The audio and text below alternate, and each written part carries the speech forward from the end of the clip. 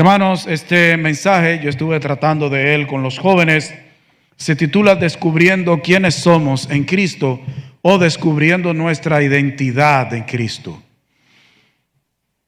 Los que trabajan con la conducta saben, y la gente en sentido general, que existen las personas que nosotros les llamamos enajenados mentales. Y hay algunos de ellos que quizás en esta época no abunde tanto, pero antes a algunos les cogía con decir que eran Napoleón Bonaparte. Y de hecho hay muchos chistes con enajenados, con locos, que decían que ellos eran Napoleón Bonaparte y andaban siempre con una mano metida por debajo de la camisa. Y hoy en día nosotros encontramos personas que carecen de identidad. Ahora, ¿cuál es un problema de no tener identidad? Que usted se va a comportar como no debe. Usted se va a comportar conforme a la identidad que usted asume, no como quien es o como lo que es en realidad. Antes, el no tener identidad, a la persona se le decía loca, se le decía enajenada mental, que había que ponerle en tratamiento, pero hoy eso es alabado. Y hoy se paga muchísimo dinero para que gente se perciba de una manera, y hay un señor que él se percibe como un perro dálmata, y eso no es un chiste. Ese señor es como de ese tamaño, pero él anda en 4 patas. Se mandó a hacer un traje de dálmata y él anda en 4 patas, y la mujer le pone un collar y anda con él por la calle con su traje de dálmata, solo se le ven los ojos y la boca. Él es un perro. Hay otra persona que se percibe una vaca y realmente anda con un traje de vaca con sus ubres. Eso antes era locura, pero hoy es alabado y aplaudido, y la USAID paga muchísimo dinero para promover esas cosas. Pero antes en los libros de psiquiatría eso aparecía como un problema mental. Pero alguien dijo que va a llegar un momento que nosotros vamos, por ser cuerdos, vamos a ser metidos presos. Pero eso también está pasando con los cristianos. Tristemente hay muchos cristianos que carecen de identidad. Ok, ellos saben, tienen un nombre, tienen apellido, saben de su familia, pero no tienen una identidad como cristianos. Y tristemente veía esta tarde una iglesia luterana en los Estados Unidos que se dice cristiana, pero adora a una diosa. Ellos tienen una diosa y tienen una sacerdotisa. Y en los cultos, aparte de mencionar a Cristo, adoran a esa mujer y hacen una serie de ritos de que buena vibra y cosas. Y yo digo, ellos no saben quién era Lutero, porque si ellos supieran quién era Lutero, no se llamarían luteranos haciendo esas cosas, porque si Lutero estuviera vivo, tendrían serios problemas con Lutero. Pero para que usted vea cómo hoy en día hay gente que se llama cristiana y tiene una mezcolanza, no solo en lo individual, sino como iglesias en sentido general. Pero hoy hay cristianos que cuando le dicen salta, ellos saltan. Y a todo le viven diciendo amén. Viven escuchando de todo en la radio, viendo de todo en la televisión. A todo le dicen gloria a Dios, aleluya. Y carecen de identidad. Y hoy, gobiernos, ONGs, instituciones, manipulan a las iglesias. Y entonces esas iglesias y esos cristianos, para que no los pongan a un lado, para que no los ignoren, para sentirse importantes y reconocidos en la sociedad, viven hablando muchísimos disparates. Se dejan manipular. Vamos a 2 Corintios capítulo 5, versículos 11 hasta el 17. 2 Corintios 5, 11 al 17. Y esto ha llegado a un punto que hoy hay gente que se percibe cristiana, pero no lo es. No lo es. Este mensaje puede inspirar a los creyentes a explorar su identidad en Cristo y a entender su singularidad y valor, lo que les permitirá resistir las presiones sociales y encontrar su verdadero propósito en la vida. Este mensaje es para animarles a actuar como agentes de reconciliación en un mundo dividido y a vivir su fe de una manera que refleje su nueva naturaleza. Este pasaje de 2 Corintios 5, 11 a 17 subraya la continua obra de Cristo desde la creación del mundo hasta la redención, mostrando que el sacrificio de Jesús no solo inicia el proceso de salvación, sino que también habilita a los creyentes a vivir como personas diferentes, portadores de su luz en un mundo oscuro. La renovación de nuestra identidad, el saber quiénes somos en Cristo, nos capacita para vivir efectos significativos de amor y reconciliación en el mundo, lo que transforma tanto nuestras relaciones individuales como sociales. Ya casi no se ve, pero a veces aparecen lo que le llaman paqueteros. Antes, en la esquina caliente, abundaba mucho eso, sobre todo los domingos, como la gente bajaba de los campos y jugaba billetes y quiniela y compraba ahí. Existían muchos paqueteros y el paquetero le pone 3 cortes de tela que parecen 6. Ellos los doblan que parecen 6. Entonces ellos se ponían y cuando pasaba alguien le decías, hey, mira, 3 cortes de tela a tanto. Y decía, no, yo no quiero comprar. Que tú no quieres comprar, no, que no tiene cuarto. Entonces la persona, para no quedar de feo, le decía, ¿cómo que yo no tengo cuarto? ¿Quién te dijo a ti? Y esto, embuste, no son tuyos. Si son tuyos, ¿a qué no te atreves a comprar? Entonces la persona, para no quedar de fea, compraba los 6 cortes de tela y eran 3. Pero ¿a qué apelaba esa persona? Al orgullo, al amor propio. Y eso sucede con gente que carece de identidad. Porque ¿qué me importa a mí que alguien piense que yo no tengo un chele? ¿Cuál es el problema? Yo no soy ni el primero ni el único que anda sin un chele en la calle. Vamos a ver 3 cosas en este pasaje. La primera es ver una visión del propósito verdadero del cristiano. Está aquí en 2 Corintios 5, del 11 hasta el 13, que dicen, conociendo pues el temor del Señor, persuadimos a los hombres, pero a Dios le he manifiesto lo que somos, y espero que también lo sea a vuestras conciencias. No nos recomendamos, pues, otra vez a vosotros, sino os damos ocasión de gloriaros por nosotros, para que tengáis con qué responder a los que se glorían en las apariencias y no en el corazón. Si estamos locos, es para Dios, y si somos cuerdos, es para vosotros.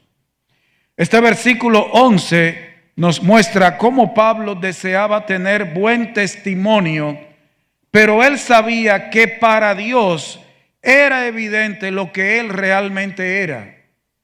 Fíjese que dice, conociendo pues el temor del Señor, persuadimos a los hombres, pero a Dios le es manifiesto lo que somos. Hermanos, ¿por qué tú y yo debemos tener buen testimonio? No es para que la gente hable bien de nosotros. Es porque eso es lo que se espera de alguien que es cristiano. Dios sabe lo que somos. El buen testimonio no es para aparentar, para que los demás piensen. Dios sabe quiénes somos. A Él le es manifiesto. Dios tiene bien claro quiénes somos tú y yo. En el versículo 12 vemos que el apóstol vivía de tal manera que los hermanos podían gloriarse de que era diferente a los demás, no como algunos que se gloriaban en las apariencias y no en lo que eran en su corazón, que dice el verso 12, no nos recomendamos pues otra vez a vosotros.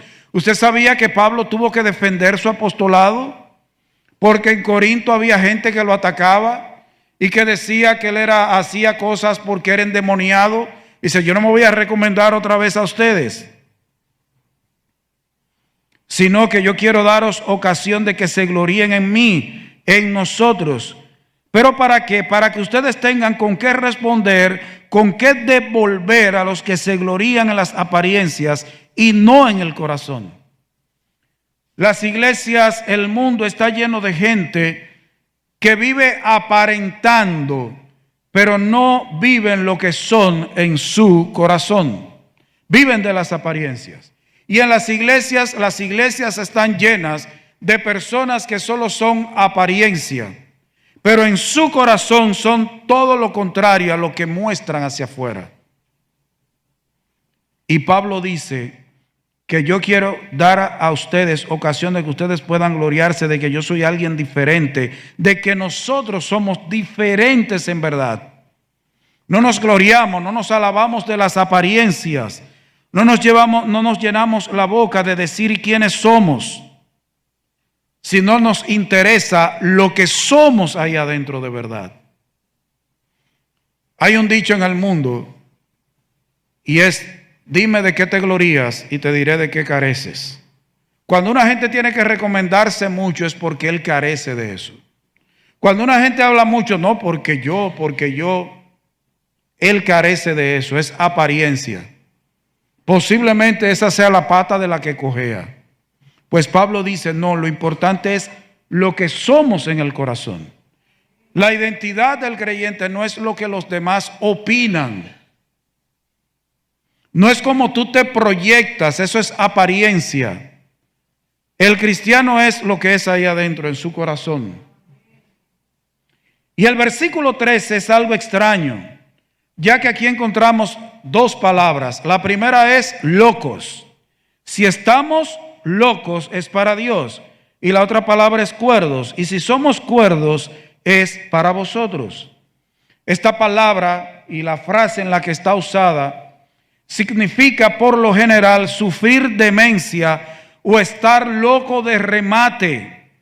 Pero aquí el apóstol Pablo usó esta expresión para describirse como un devoto dogmático de la verdad. Esa es la forma que encontró el apóstol Pablo para responderle a los críticos, a los que él decían que era un fanático de mente. Ok, si yo estoy loco de remate, es para Dios. Ustedes dicen que yo soy un fanático, eso ustedes pueden buscarlo en Hechos capítulo 26, versículos 22 al 24. Ok, está bien, yo soy loco, pero es para Dios. No me interesa, ustedes opinan que yo soy loco, para Dios. Sin embargo, él usa la expresión cuerdos cuando se refiere a los corintios. La palabra original significaba alguien moderado, con una mente sobria y en control total de la situación. Pablo también se comportó de ese modo entre los corintios cuando él defendió su integridad y al comunicarles la verdad. Ok, los que me acusan dicen que yo estoy loco, perfecto. Yo soy un loco para Dios, pero para ustedes yo soy cuerdo. Yo me he comportado con cordura delante de ustedes, entre ustedes. El mundo, los demás dicen que yo soy loco. Ahora ustedes no pueden decir eso. ¿Ustedes ven qué testimonio tenía Pablo? Y que sabía quién era él en Cristo. No importa lo que dijeran los corintios, lo que dijera todo el mundo. Pablo sabía quién era. Quizás tú te encuentres en situaciones donde te sientes presionado por las expectativas de los demás. Podrías descubrir que al conocer el temor del Señor, se te ofrece una perspectiva, un punto de vista diferente. Una perspectiva que valora más la autenticidad en Cristo que la aprobación humana. Recuerde, tenemos buen testimonio de los de afuera y de los de adentro, como dice la palabra de Dios. Pero no es por llenar las expectativas de los demás, ni siquiera de la iglesia. Ni siquiera de la iglesia. Las expectativas de Dios es por temor a Dios. Es por ser auténtico en Cristo. La transformación verdadera comienza cuando tú entiendes que estás llamado a vivir para Dios, no para ganar la aprobación de otros. Al enfocarte en Cristo, podrías experimentar una liberación de las presiones sociales y encontrar tu verdadero valor. ¿Usted sabe lo que es la presión de grupo? Los jóvenes todos tenemos presión de grupo, pero los jóvenes a veces no encuentran cómo manejar eso. Si tú entiendes que debes vivir en temor a Dios y quién tú eres en Cristo, que lo importante no es lo que la gente espere de ti, sino lo que Dios espera de ti y quién tú eres en tu corazón, la presión de grupo no te va a mover. No te va a mover. Vas a ser libre de esa presión. Por eso es que mucha gente cae en el legalismo, porque quiere satisfacer las expectativas de otros. Las expectativas las establece Dios. Nosotros lo que debemos es tomar este libro, estudiarlo en nuestras casas en oración, venir y escuchar la predicación sin comentar y hablar con el otro y ver qué Dios dice, qué Dios espera, cuál es su voluntad. Pero también este pasaje no solo nos presenta el verdadero propósito del cristiano, sino que también nos muestra el poder del amor transformador.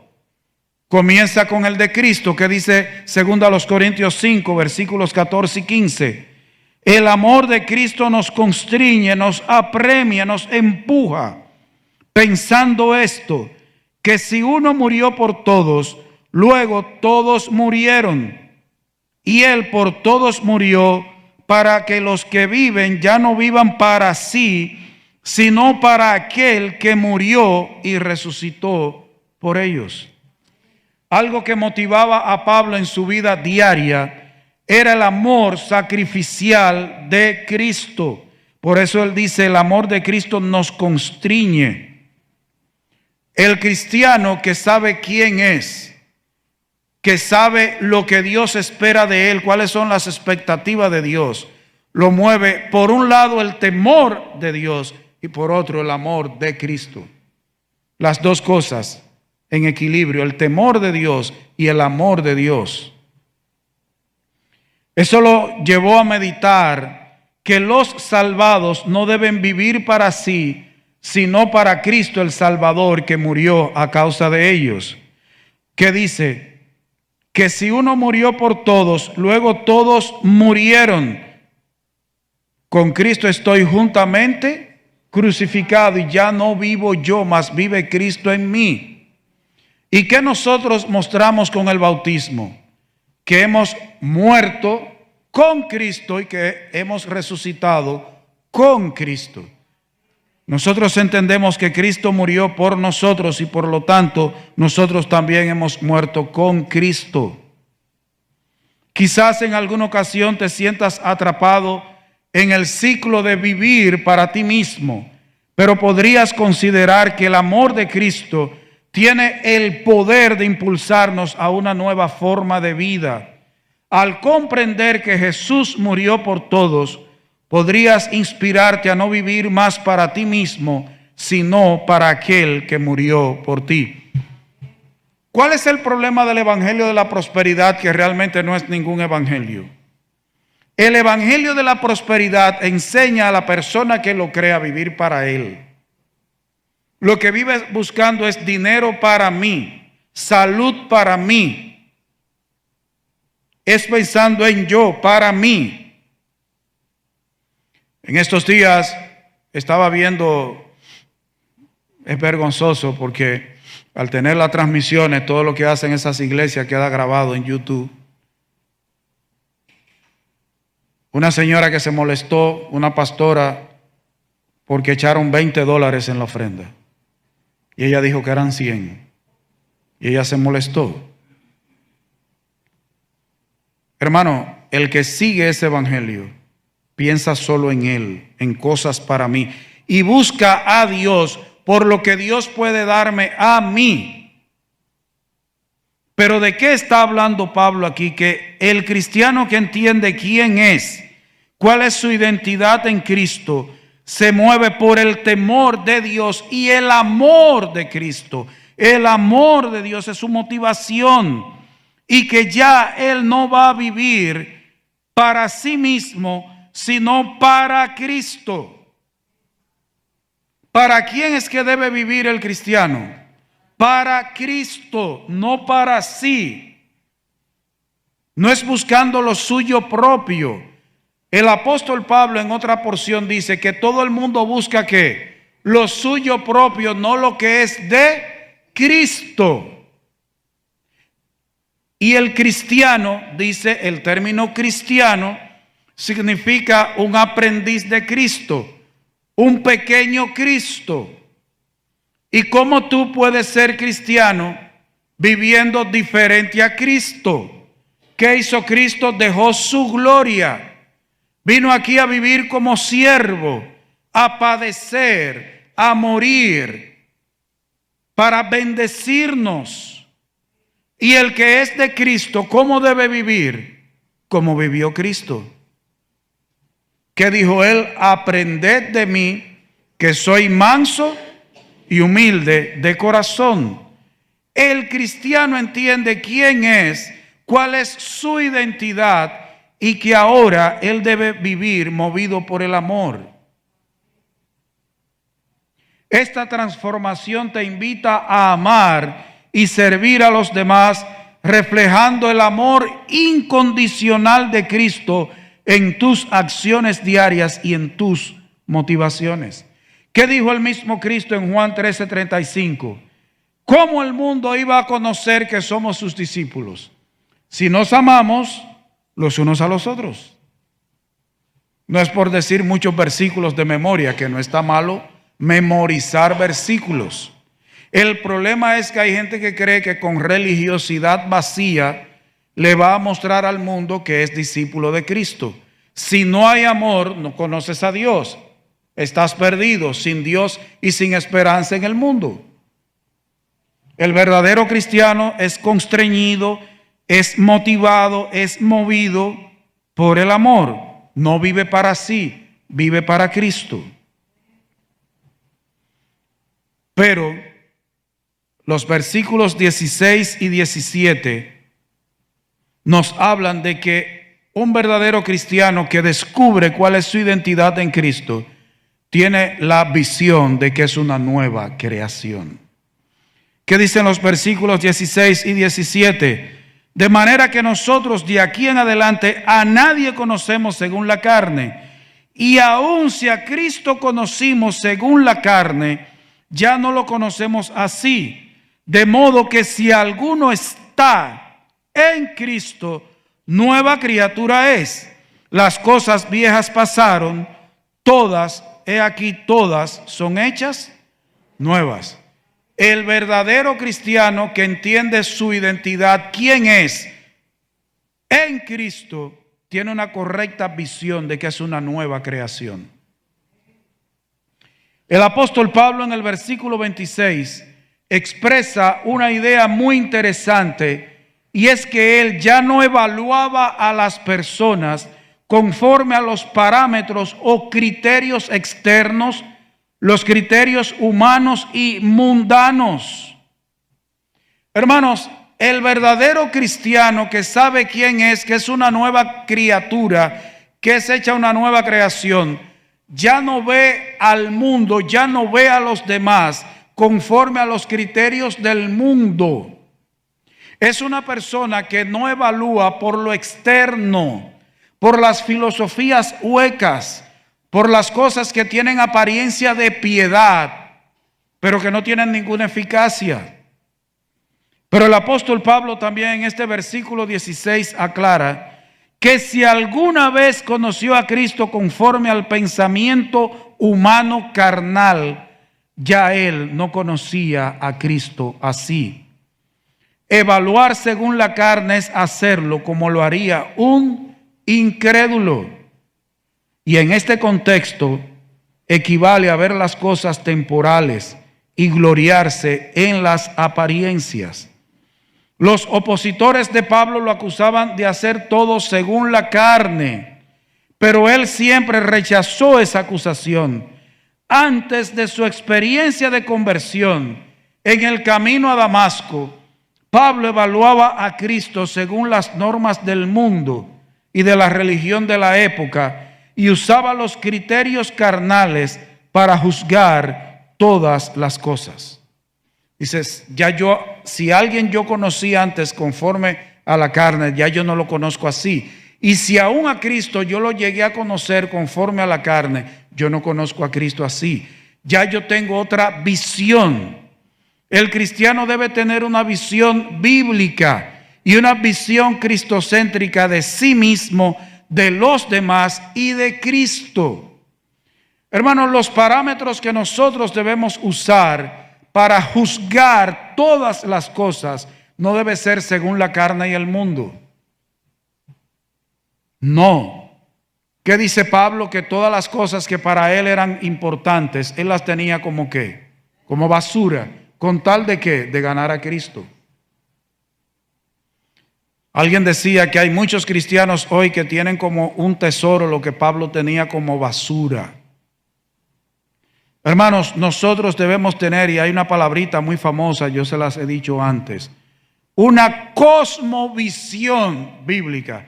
Hermanos, cuando nosotros vayamos a juzgar nuestra propia vida, la vida de los demás, es conforme a los criterios bíblicos. El problema es que hoy en día, cuando nosotros vamos a evaluar algo, a juzgar algo, lo hacemos con los criterios del mundo o con la religión que teníamos antes de venir a los pies de Cristo. Por eso, toda persona, mi consejo a todo nuevo creyente es que debe desaprender para aprender. Si tú no desaprendes, no aprendes a Cristo y a ver las cosas con los ojos de Cristo, con los ojos de Dios, como se expresa en la Biblia. Hay que desaprender. Pero nosotros queremos seguir en la vida cristiana viendo a Cristo y viendo todo conforme a como yo lo veía antes. La mayoría de nosotros, o creo que la mayoría todavía en esta época, venimos de la religión tradicional. Tenemos que borrar eso. Hay gente que viene de iglesias de falsa doctrina, comienza a congregarse con nosotros y entonces ellos salen de allá, vienen a congregarse con nosotros, entonces quieren juzgarnos a nosotros y que nosotros adoptemos su sistema. Pero si tú viniste huyendo de una falsa doctrina, es como Europa. Europa se está llenando de musulmanes. En eso hay un rejuego. Pero esos musulmanes, muchos de ellos salen huyendo de sus países por el sistema de gobierno que tienen los países musulmanes. Entonces quieren venir a vivir en Europa y que Europa adopte las costumbres musulmanas. Pero no fue de eso que usted salió huyendo. Entonces hay mucha gente que sale huyendo del mundo, sale huyendo de falsas doctrinas, de religiones, pero entonces quiere seguir viéndolo todo con los ojos del mundo y de la religión. Es con los ojos de Dios, es con los ojos de la Biblia. Es con esto que hay que evaluar todas las cosas, si verdaderamente eres cristiano y sabes quién eres. Ahora, si sigues siendo incrédulo, lo vas a hacer conforme al mundo. Pero el versículo que contiene la idea central de este mensaje, que se titula Descubriendo quiénes somos en Cristo, es el versículo 17, ahí está encerrada la idea. ¿Qué le había pasado a Pablo para que cambiara de perspectiva, para que cambiara de punto de vista y adoptara otro método de evaluarse a sí mismo, a los demás y al mundo? Simplemente lo que dice el versículo 17. Pablo había llegado a ser nueva criatura en Cristo Jesús y él lo sabía. La transformación efectuada por el nuevo nacimiento afectó todo el sistema evaluativo del apóstol, todo el sistema de valores del apóstol Pablo. La perspectiva vieja pasó y todo fue hecho nuevo, nuevo. El que es nueva criatura en el Señor ve las cosas desde el punto de vista de la eternidad y se gloría en las cosas internas del corazón. Por medio de la regeneración, el creyente recibe un corazón, una mente y una voluntad nuevos y puede evaluar todo según las normas de la nueva creación. ¿Qué era lo que había cambiado en Pablo? Que había sido hecho una nueva criatura. No dice aquí todas las cosas son hechas, dice, de modo que si alguno está en Cristo, nueva criatura es una nueva creación. Hermanos, en nosotros hay una persona o dos personas y tres naturalezas. Hay dos personas y tres naturalezas. ¿Cuáles son las dos personas? Tú y el Espíritu Santo. ¿Cuáles son las tres naturalezas? El Espíritu, la del Espíritu que vive en ti, la del viejo hombre y el de la nueva creación. Pero a veces nosotros nos olvidamos de que el verdadero creyente es una nueva creación. Es que algo ha cambiado. Antes teníamos un corazón que aun cuando hacía algo bueno, era inclinado al mal, con malas intenciones, malas aptitudes. Ahora Dios ha puesto una nueva creación en nosotros que puede hacer lo bueno de la forma correcta, con las intenciones y los deseos y los propósitos santos. Ahora nosotros debemos verlo todo desde el punto de vista de la eternidad, como alguien que es una nueva creación. Todo el que cree en Cristo Jesús es hecho una nueva criatura. Ya no podemos estar viviendo y pensando igual que antes. Y eso es lo que mucha gente olvida, porque lo que hace es que se cambia de iglesia, se hace seguidor, un prosélito, un amigo y simpatizante. Si verdaderamente has creído en Cristo, eres una nueva creación en Cristo Jesús. Él te ha regenerado. En este versículo 17 encontramos tres frases en las que nosotros debemos meditar. ¿Cuál es la primera? Nueva criatura. Nueva criatura. Esto describe algo que es creado a un nivel nuevo de excelencia. Se refiere a la regeneración o el nuevo nacimiento. La expresión incluye el perdón para el cristiano de sus pecados que fueron pagados en la muerte sustitutiva de Cristo. Hemos sido regenerados, tenemos unos, ¿sabe lo que significa regenerar? Darnos genes nuevos. Teníamos el ADN del mundo, el ADN caído. Ahora tenemos un ADN nuevo, espiritualmente hablando, tenemos otro ADN. Claro. Si nos van a hacer una prueba de ADN para ver la paternidad, vamos a tener el ADN humano. Pero espiritualmente tenemos una nueva creación. Hemos sido regenerados. Pero hay otra frase: las cosas viejas pasaron. Después que una persona ha sido regenerada, los sistemas de valores, las prioridades, las creencias, los amores y los planes de la vida vieja son cosa del pasado. Por si acaso, por la parte del amor, este pensamiento no es mío. Yo lo saqué de un comentario de John MacArthur porque creo en eso. Así que vaya, si eso es que el hermano sabe que yo estoy enamorado. No. Es que todo nuestro sistema de creencia, nuestros amores, nuestros planes de la vida vieja son cosa del pasado. El mal y el pecado siguen presentes en este cuerpo mortal, pero el creyente ahora ve el pecado, ve el mal bajo una nueva perspectiva y ya no debe ser controlado por el pecado. Dice que las cosas viejas pasaron. Eso no incluye los esposos, no incluye los esposos. Y que ya la esposa está vieja o el marido, no, eso no va ahí. Pero dice ahora otra frase: todas son hechas nuevas.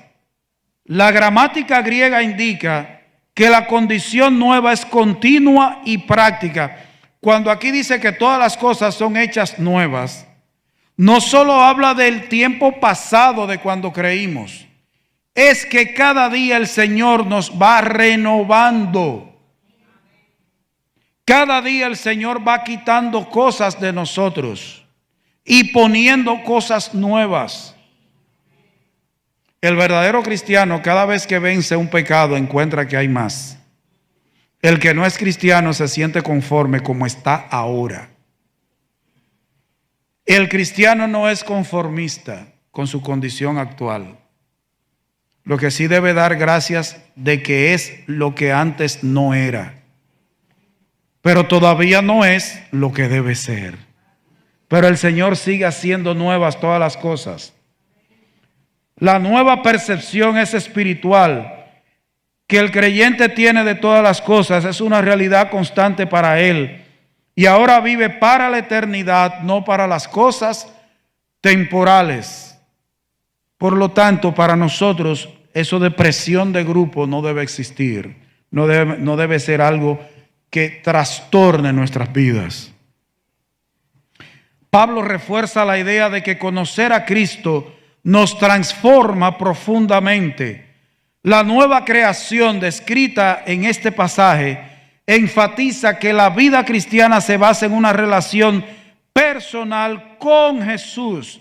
De modo que si alguno está en Cristo, es una nueva relación con Jesús, lo que lleva a los creyentes a vivir de una manera diferente y a ver el mundo desde una nueva perspectiva, donde todos son llamados a la reconciliación con Dios.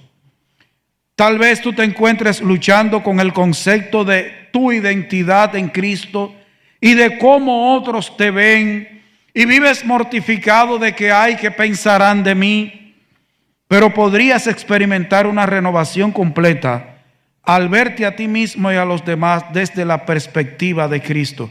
Esto no es de ser sinvergüenza. De eso no es que se está hablando. Es de que a ti no te mortifica lo que otros piensen de ti, porque ahora a ti lo que te importa es la perspectiva de Dios, lo que Dios piensa de ti.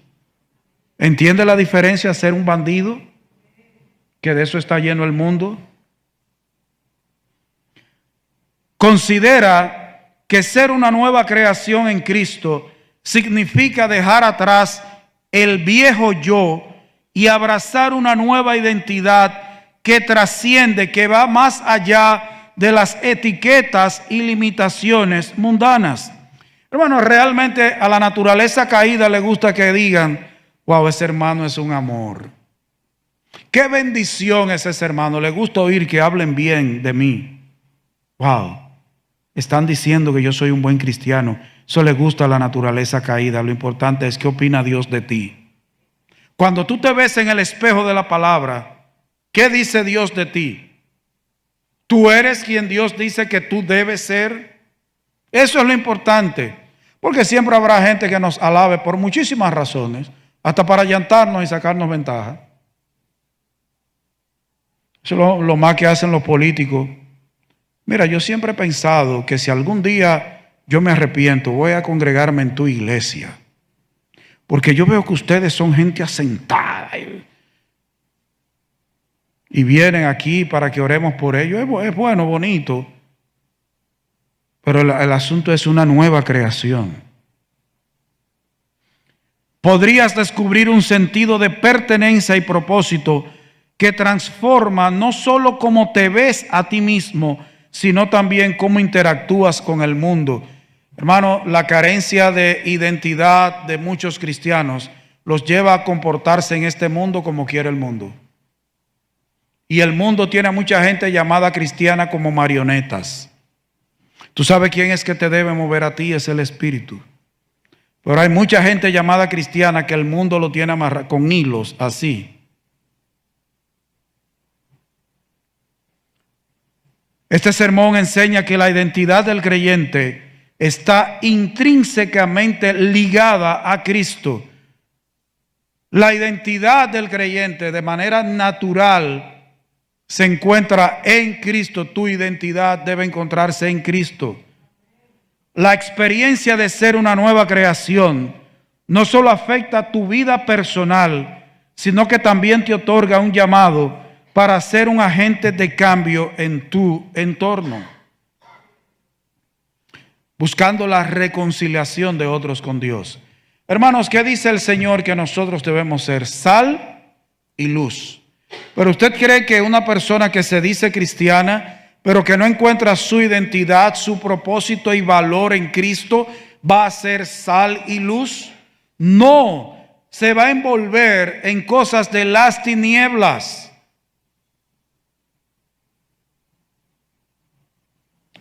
Hermanos, hay mucha cizaña en el mundo. Realmente la cizaña no está en la iglesia, es en el mundo. En las iglesias nosotros encontramos herejes y encontramos apóstatas. La cizaña son personas que están en el mundo, iglesias que parecen cristianas, pero que no son cristianas, se conforman según el mundo. Hermano, encuentra tu identidad, quién tú eres, encuentra tu valor, el propósito para tu vida en Cristo, entendiendo que eres una nueva creación y que lo que te motive a ti sea el temor de Dios y el amor de Dios. Eso sea lo que te motive en tu vida diaria, sea en el trabajo. Hermanos, nosotros lo que más vamos a encontrar en este mundo es gente que nos va a provocar, que va a buscar reacciones en nosotros, apelando a nuestro orgullo, a nuestro amor propio. Pero si tú sabes quién tú eres, eso no te va a hacer mella, eso no te va a afectar. Pero lamentablemente nosotros evaluamos muchas cosas conforme no a los criterios eternos, a los criterios bíblicos, sino a los criterios del mundo. Descubre tu identidad en Cristo. Voy a pedir a